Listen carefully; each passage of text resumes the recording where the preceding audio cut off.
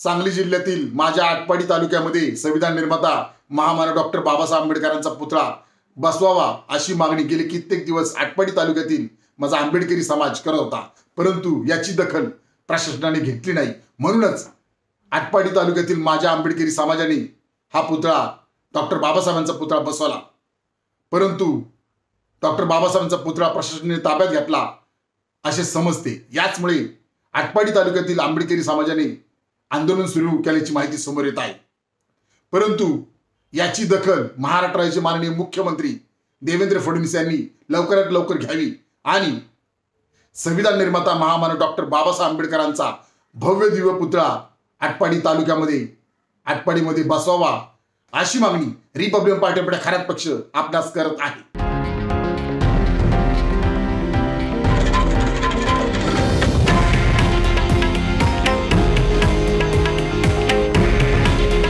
हे आहे देशातील नंबर 1 न्यूज नेटवर्क आणि आपण पाहत आहात TV9 मराठी। काळजी तुमची, हित महाराष्ट्राचं।